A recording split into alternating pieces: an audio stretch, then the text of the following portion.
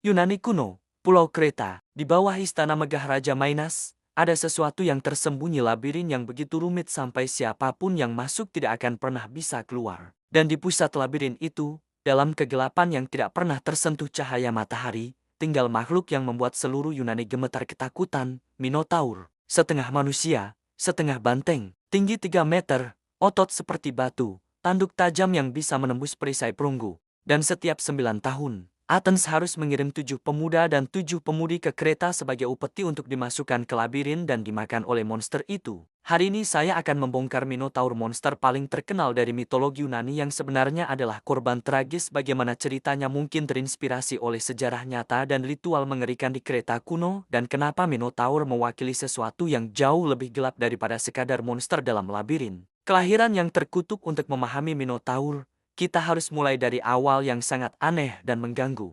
Raja Minos dari Kreta memohon pada Poseidon, dewa laut, untuk memberikan tanda bahwa dia adalah raja yang sah. Poseidon mengirim banteng putih yang sempurna dari laut, banteng paling cantik yang pernah ada, dengan satu syarat.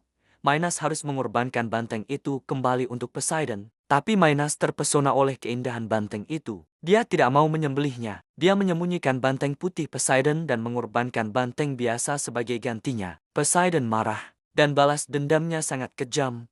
Dia membuat Pasifa, istri Minos, jatuh cinta pada banteng putih itu.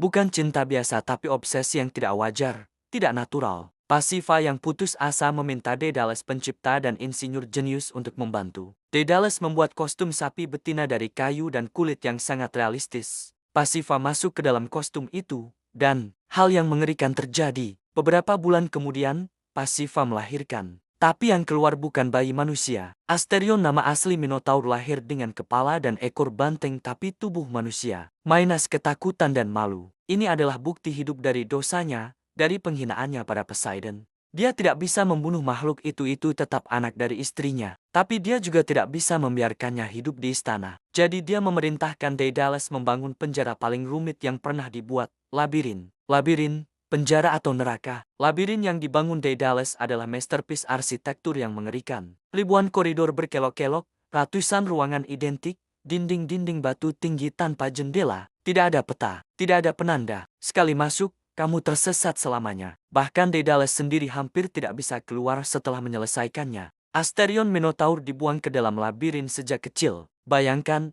makhluk yang setengah manusia, dengan pikiran yang mungkin setengah manusia, tumbuh sendirian dalam kegelapan. Tidak ada cahaya matahari, tidak ada interaksi, hanya dinding batu, gema langkah sendiri, dan kelaparan yang konstan. Setiap 9 tahun, Athens yang kalah perang dengan Kreta harus mengirim 14 anak muda sebagai upeti. Mereka dimasukkan ke labirin tanpa senjata, tanpa makanan, tanpa harapan. Beberapa mati kelaparan, tersesat di koridor tanpa akhir. Yang lain bertemu Minotaur yang lapar dan putus asa. Apakah Minotaur membunuh karena dia monster? Atau karena dia makhluk yang kelaparan, sendirian, takut, yang tidak tahu cara lain untuk bertahan? Yang membuat cerita ini tragis adalah Minotaur tidak pernah memilih nasibnya. Dia dilahirkan dari kutukan. Dia dipenjara karena keberadaannya mengingatkan orang pada dosa. Dia diberi makan manusia bukan karena dia meminta, tapi karena Minos memutuskan itu adalah solusi untuk dua masalah. Memberi makan monster dan menghukum musuh. Zeus dan benang Ariadne. Ketika Zeus tiba di Kreta, dia adalah pahlawan muda yang percaya diri, ingin membuktikan diri. Ariadne melihatnya dan jatuh cinta, atau mungkin dia sudah muak dengan kekejaman ayahnya, muak dengan sistem yang mengorbankan anak-anak innocent untuk memberi makan saudara tirinya yang terkutuk. Benang Ariadne adalah solusi jenius untuk masalah yang tampaknya mustahil. Dengan benang terikat di pintu masuk, Zeus bisa menjelajah labirin tanpa takut tersesat. Dia mengikuti suara napas berat Minotaur menuju pusat labirin. Pertarungan antara Zeus dan Minotaur digambarkan di ribuan vas Yunani kuno, tapi detail sebenarnya jarang diceritakan. Apakah Minotaur menyerang dengan ganas?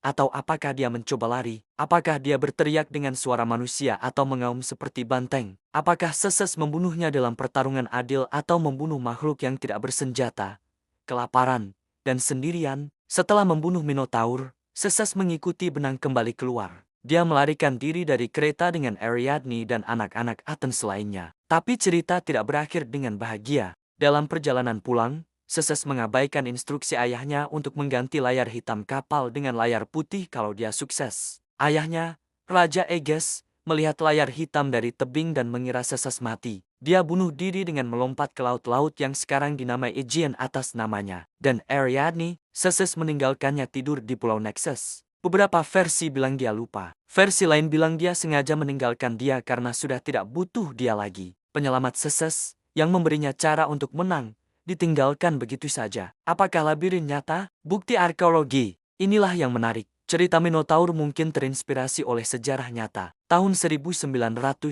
arkeolog Arthur Evans menggali istana besar di Knossos, Kreta. Istana ini sangat besar dan rumit, ratusan ruangan, koridor berkelok-kelok, beberapa tingkat yang membingungkan. Evans menyebutnya Istana Labirin. Istana Knossos adalah pusat peradaban Minoan yang maju, jauh lebih maju dari Yunani daratan pada masa itu. Mereka punya sistem air bersih, toilet dalam ruangan, lukisan dinding yang indah. Dan di seluruh istana, ada gambar banteng, fresko banteng, patung banteng, ritual yang melibatkan banteng. Yang paling terkenal adalah gambar bull leaping, lompat banteng. Atlet muda pria dan wanita melakukan akrobat berbahaya dengan melompat di atas banteng yang mengamuk. Beberapa sejarawan percaya ini adalah ritual keagamaan. Yang lain berpendapat ini adalah hiburan brutal, seperti gladiator Romawi. Dan yang paling gelap, mungkin ini adalah bentuk pengorbanan manusia. Bayangkan kalau Athens benar-benar mengirim anak-anak muda ke Kreta sebagai upeti. Bayangkan kalau anak-anak ini dipaksa melakukan ritual lompat banteng yang sangat berbahaya. Banyak yang mati ditanduk,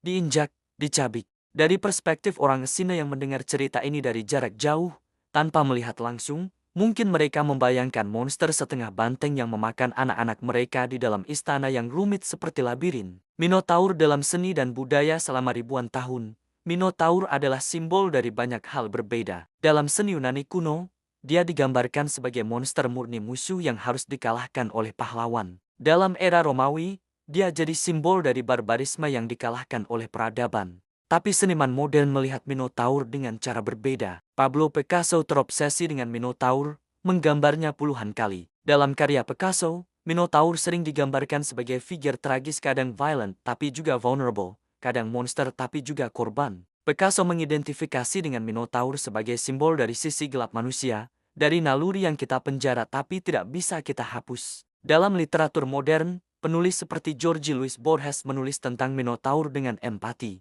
Dalam cerita pendek The House of Asterion, Borges menceritakan dari perspektif Minotaur sendiri. Asterion adalah makhluk kesepian yang tidak memilih nasibnya, yang menunggu di labirin untuk pembebasan, bahkan kalau pembebasan itu datang dalam bentuk kematian. Film dan game juga menggunakan Minotaur secara ekstensif. Immortals tahun 2011 punya Minotaur sebagai warrior ganas. Serial True Blood punya Minotaur sebagai karakter sampingan. Video game dari God of War hingga Assassin's Creed Odyssey punya pertarungan dengan Minotaur. Tapi kebanyakan penggambaran ini kembali ke versi sederhana, monster yang harus dibunuh tanpa kompleksitas moral. Monster atau korban, inilah pertanyaan yang membuat Minotaur tetap relevan ribuan tahun kemudian. Apakah dia monster atau korban? Jawabannya adalah keduanya. Dia adalah korban dari kutukan yang dia tidak minta, dipenjara karena dosa orang lain, diberi makan manusia bukan atas pilihannya. Tapi dia juga membunuh entah karena kelaparan, ketakutan, atau naluri. Ini membuat kita bertanya, pada titik mana korban menjadi monster?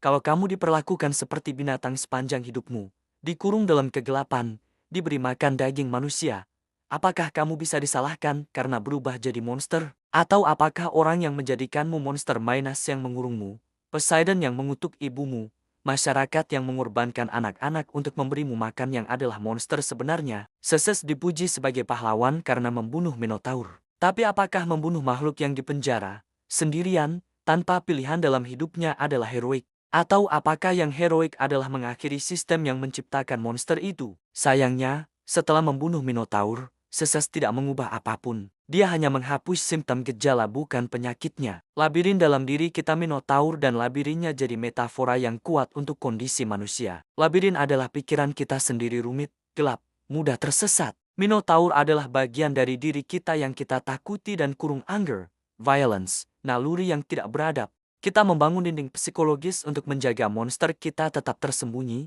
tapi dia tetap ada di sana, lapar, menunggu. Benang Ariadne mewakili guidance yang kita butuhkan untuk mengarungi kompleksitas hidup tanpa tersesat. Bisa jadi cinta, bisa jadi nilai moral, bisa jadi terapi. Tapi pertanyaannya tetap, Ketika kita akhirnya bertemu monster kita di pusat labirin pribadi kita, apa yang kita lakukan? Membunuhnya seperti seses? Atau mencoba memahami kenapa dia ada di sana? Pertanyaan untuk kalian.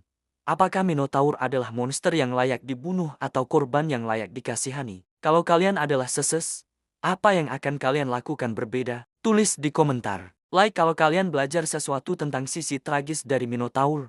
Subscribe untuk eksplorasi mitologi Yunani lainnya. Dan share ke penggemar mitologi dan filosofi. Sampai jumpa.